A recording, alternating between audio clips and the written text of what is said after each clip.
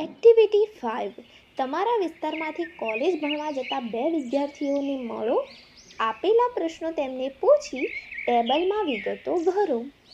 અહીં મિત્રો આપણને 5 પ્રશ્ન આપ્યા છે.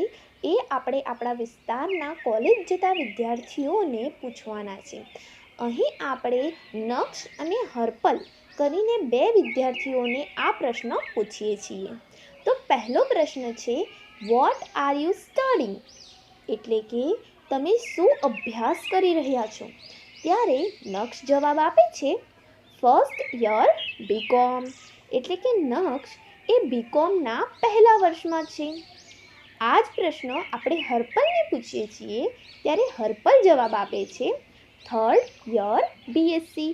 એટલે કે હર્પલ એ બીએસસીના ત્રીજા વર્ષમાં છે. બીજો પ્રશ્ન છે જે આપણે હર્પલ અને નક્ષને પૂછીએ છીએ એ છે, when will you become a graduate? એટલે કે તમે ક્યારે ગ્રેજ્યુએટ થશો? એટલે કે સ્નાતક પદવી મેળવશો? ત્યારે નક્ષ જવાબ આપે છે, આફ્ટર 2 years. એટલે કે 2 વર્ષ પછી. આ જ પ્રશ્ન આપણે હર્પલને પૂછીએ ત્યારે એ જવાબ આપે છે, ધીસ યર. એટલે કે આ વર્ષે. ત્રીજો પ્રશ્ન પૂછીએ છીએ, for how many years will you study?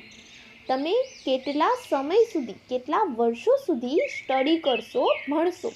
ત્યારે નક્ષ જવાબ આપે છે, 4 more years. એટલે કે 4 વર્ષ હજુ. એ જ રીતે આ જ પ્રશ્ન આપણે હર્પલને પૂછીએ છીએ ત્યારે એ જવાબ આપે છે, 2 more years. એટલે કે 2 વર્ષ હજુ. ચોથો પ્રશ્ન, what will you do after 5 years? 5 વર્ષ પછી તમે શું કરશો? આ પ્રશ્નનો નક્ષ જવાબ આપે છે, જોઈન ઇન અ કંપની. એટલે કે એ એક કંપનીમાં જોઈન કરશે. જોઈન કરશે એટલે કે એ કંપનીની અંદર એ જોબ કરશે.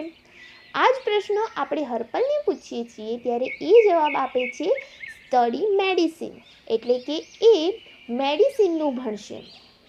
પાંચમો પ્રશ્ન, what will be your first job? એટલે કે તમારી પ્રથમ જોબ, પહેલી નોકરી કઈ હશે? ત્યારે નક્ષ જવાબ આપે છે, મેનેજર. એટલે કે એ મેનેજર બનવા માંગે છે. આ જ પ્રશ્ન આપણે જ્યારે હર્પલને પૂછીએ છીએ ત્યારે એ જવાબ આપે છે, ડૉક્ટર. એટલે કે હર્પલ એ ડૉક્ટર બનવા માંગે છે. પહેલી જોબ એમની જે છે એ ડૉક્ટર તરીકે કરવા માંગે છે. તો મિત્રો અહીં આપણી આ એક્ટિવિટી 5 પૂર્ણ થાય છે.